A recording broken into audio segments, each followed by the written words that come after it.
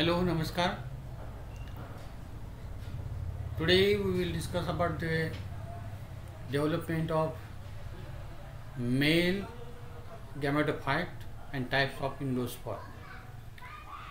In previous lecture, I already discussed about the anther development and formation of the microspore or pollen grain.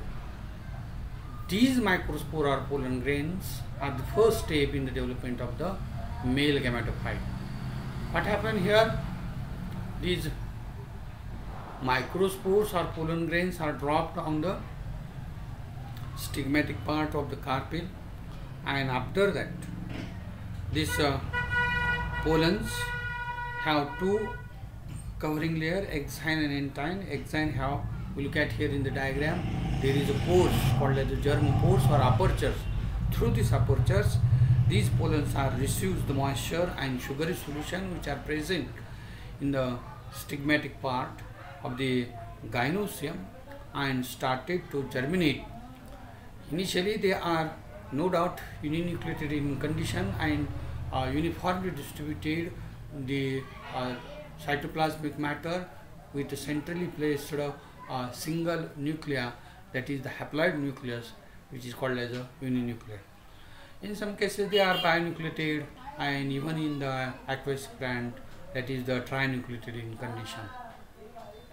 Then after the moisture absorbing, this nucleus has to be started to divide firstly, and before this division a large central vacuole is developed. So the centrally placed nucleus push periphery, and then after the pushing of peripheral side, the this nucleus has to be divided once and forming two cellular structure. One of them is large one, another is second one. See in the diagram, large one is called as a vegetative cell or tube cell, or second one is a small one and called as a generative cell. This vegetative cell is not further divided, but generative cells divides against once and forms these two celled structures before it becomes lens shaped to stretch out that the nuclear divisions, and automatically mitosis has been takes place and two cells are formed. So in all here three celled structure is formed.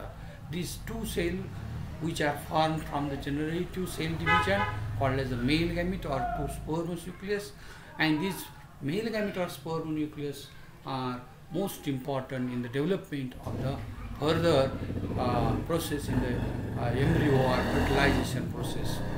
Then later what happened?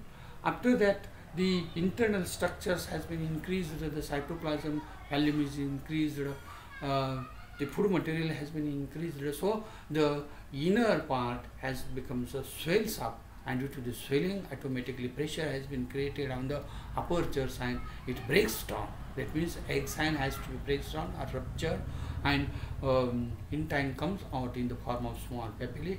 That papillae is nothing but emergence of the particularly pollen tube. Then it has to be started to grow depending upon the growth of this pollen tube. There is a very variations, later we discuss in the next part what are the variations in the germination time, period and length of the pollen tube, longest or highest, etc., etc. Later we discuss in the next part. But in male gametophyte development we have to find out that only the pollen tube has to be comes out, and these pollen tubes with two sperm cells and one tube nucleus or tube cell which is present at the tip of the pollen tube, look in the diagram, is together with called as a male gametophyte. So this is about the first part. I included here the second part for the discussion.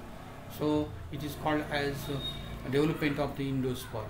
So one of the male gamete previously formed where two sperm or two gametes are developed one gamete is united to the egg cell and forming the zygote, and second one united with the secondary nucleus to form a triplicate fusion called as a primary endosperm, which nourishes a particular female gametophyte or embryo sac. That means it is nutritive in function. So food material is mostly supplied by this endosperm.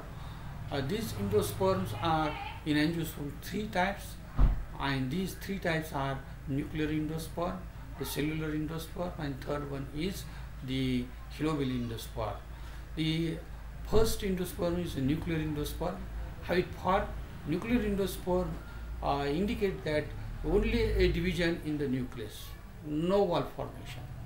So as to very simple one, triplicate fusion, primary nucleus, endosperm nucleus undergoes repeated mitotic divisions to form a number of nuclei or number of nuclei. They are freely in the cytoplasm of the cells, and these nuclei fill total whole embryo sac, and there is no wall formation. So it is called as a pre-nuclear division and named as a nuclear endosperm.